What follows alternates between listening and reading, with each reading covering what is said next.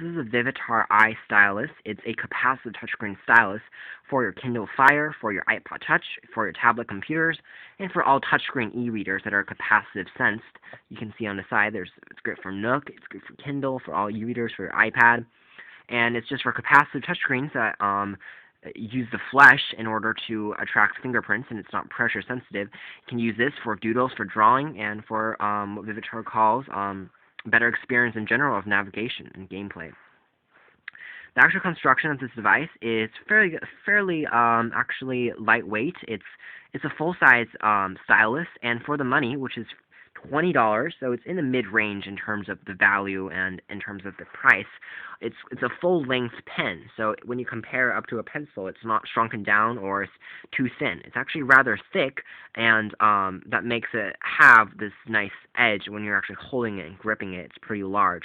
It's made out of this nice aluminum and metal on the middle, and on the tip, of course, got a rubber edge. It's a medium-sized edge. It's not too small or not too large or fat. We also have a clip to place it on your jeans or in your pocket or whatever you want to clip it onto. You've also got a nice clip with a lanyard hole where you can stick it onto a backpack or anything like that.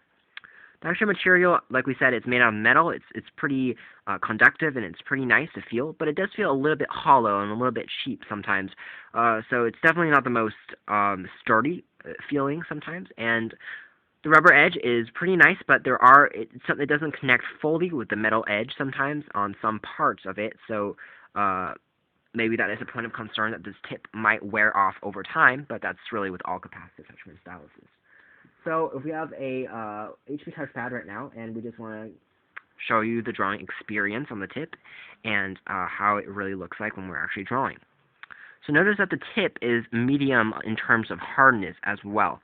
So when we're actually pressing down onto the screen, it doesn't smush all the way in. Like we have to press it really hard to smush it, and that's not what most people will be doing.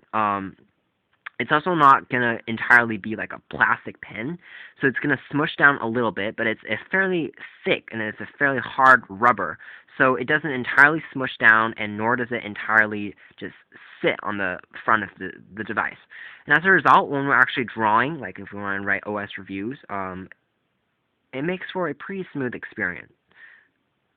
But sometimes, as you might expect, since it's not a really wet rubber or very flexible rubber, the pen doesn't everything that I touch on the screen isn't always shown on the display, which shows that the conductive material isn't sending all the information down exact point by point.